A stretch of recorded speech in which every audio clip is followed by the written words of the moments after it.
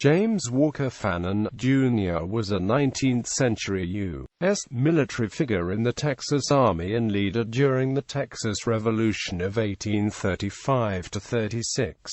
After being outnumbered and surrendering to Mexican forces at the Battle of Coleto Creek, Colonel Fannin and nearly all his 344 men were executed soon afterward at Goliad, Texas, under Santa Anna's orders for all rebels to be executed. He was memorialized in several place names, including a military training camp and a major city street of Houston. Early life and family. Different sources give his year of birth as either 1804 or 1805. He was born in Georgia to Isham Fannin, a veteran of the War of 1812. His mother's last name was Walker. Although she was not married to his father, it was the Walker family who raised him. His ancestors, who spelled the family name Fanning, lived in America during the Revolutionary War, a family with divided loyalties during the conflict.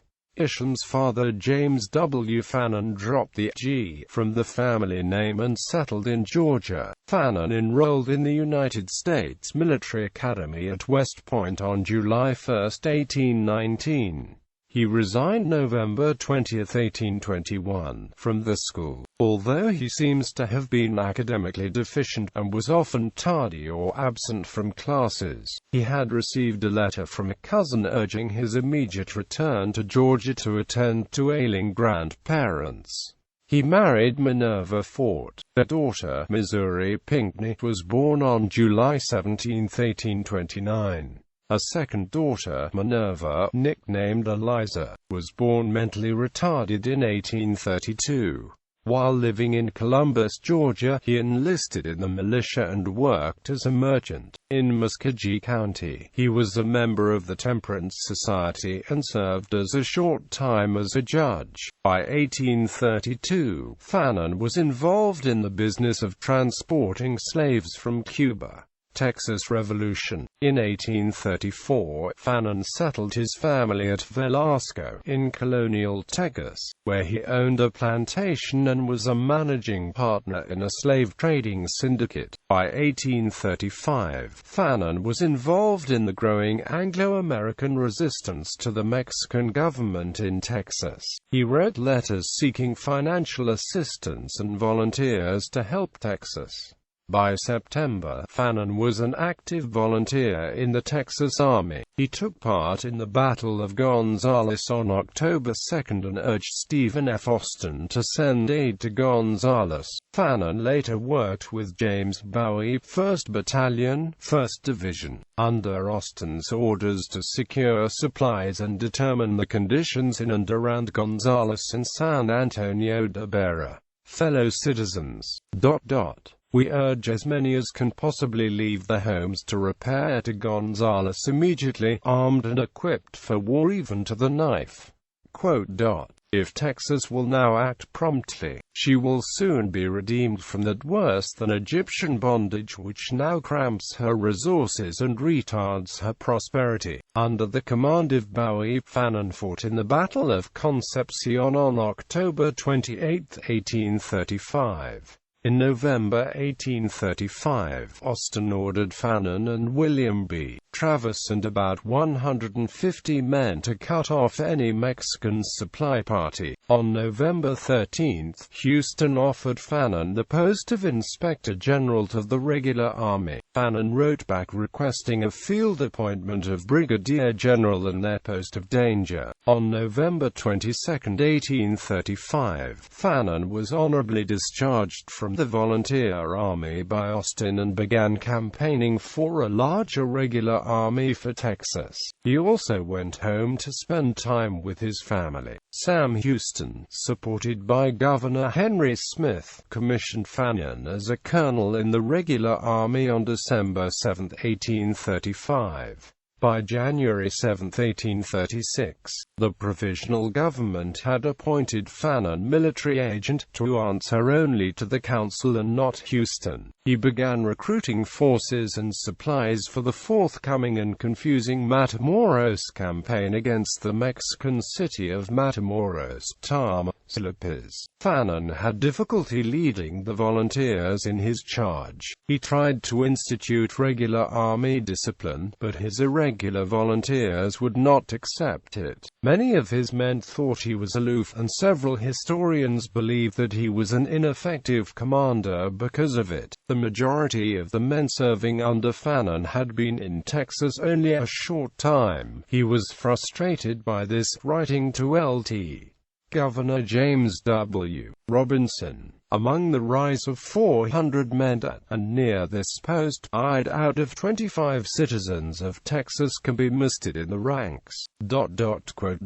In early February, Fannin sailed from Velasco and landed at Copano with 4 companies of the Georgia Battalion, moving to join a small band of Texians at Refugio. Mexican reinforcements under General Jose Aria arrived at Matamoros, complicating the Texian plans to attack that city. Fannin withdrew 25 miles north to Goliad and quartered his troops at Presidio La Bafia. Made Lieutenant Colonel of the 1st Artillery, Fannin began strengthening defenses at Goliad, and sent out his captains to recruit more men for the army.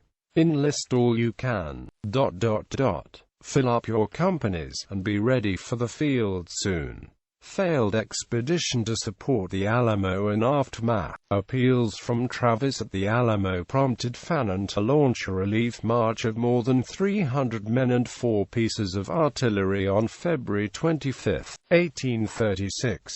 After some delay, Fannin and his men moved out on the 28th for the journey to San Antonio, a distance of more than 90 miles. The relief mission was a failure. The troops barely had crossed the San Antonio River when wagons broke down, prompting the men to camp within sight of Goliad. They had little or no food, some men were barefooted, and the oxen teams wandered off during the night. On March 6, 1836, the Battle of the Alamo was fought, with all the Alamo's defenders being killed by Mexican forces. The Mexican forces under General Jose de Aria were now rapidly approaching the Texan stronghold in Goliad. They defeated Texian forces at the Battle of San Patricio on February 27, where 20 were killed and prisoners were taken.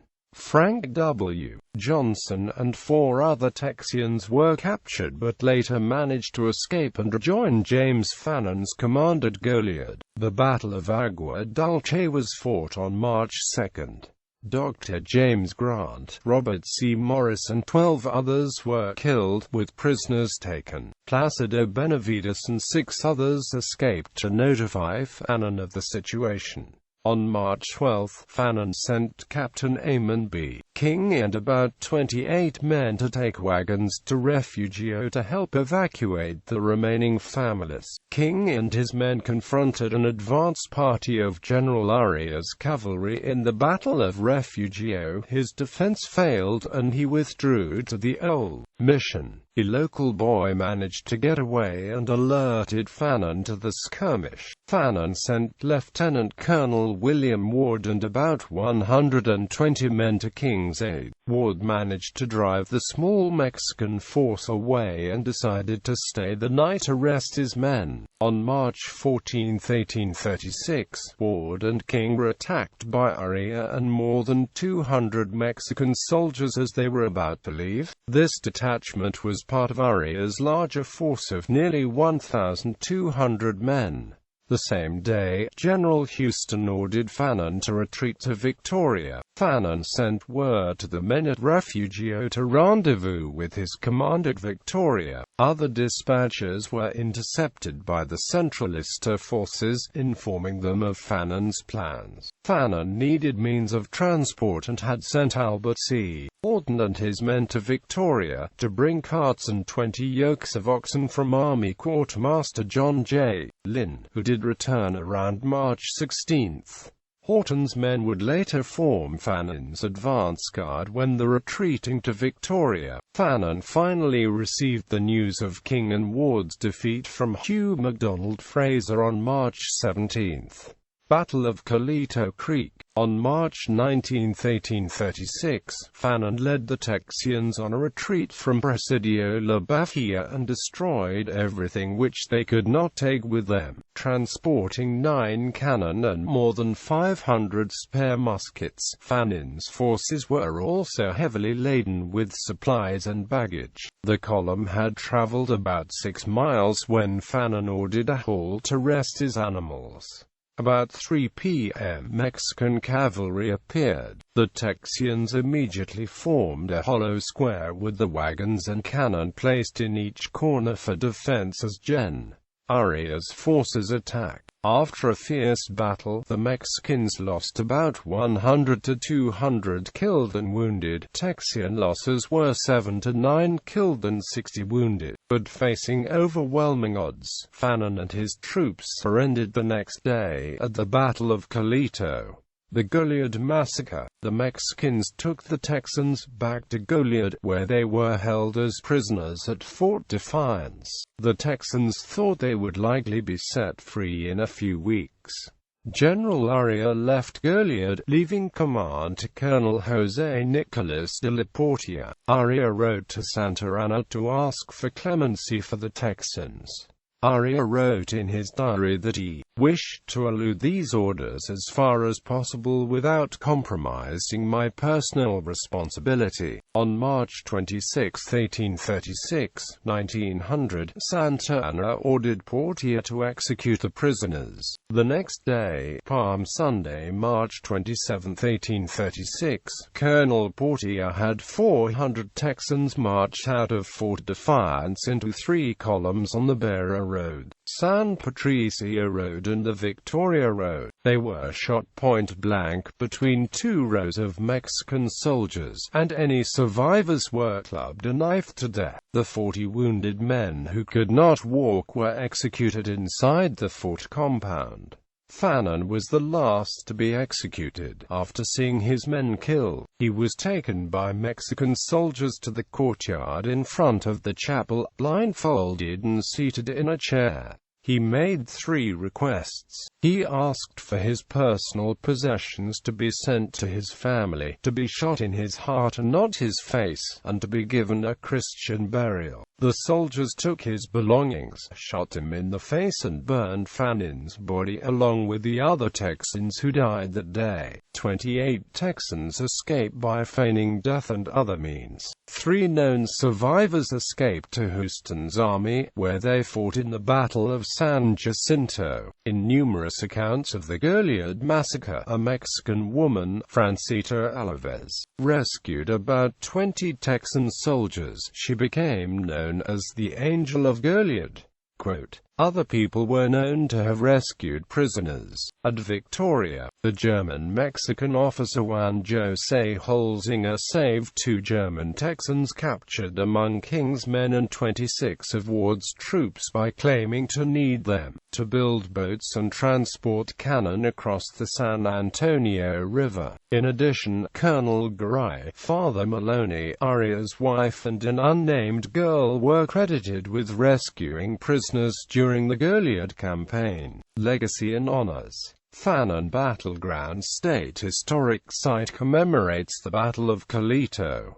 James W. Fannin Elementary School in Dallas, Texas is on the National Register of Historic Places. Fannin County, Texas is named in his honor. The county seat is named for James Bonham, who sought his aid at the Alamo. Fannin County, Georgia is named in his honor. Camp Fannin, a large military training camp near Tyler, Texas, was named in his honor. It was used to hold powers from Europe during World War II. A major street in downtown Houston is named after him. A major street in downtown Shreveport, Louisiana, is named after him. A middle school in Amarillo, Texas, is named for him.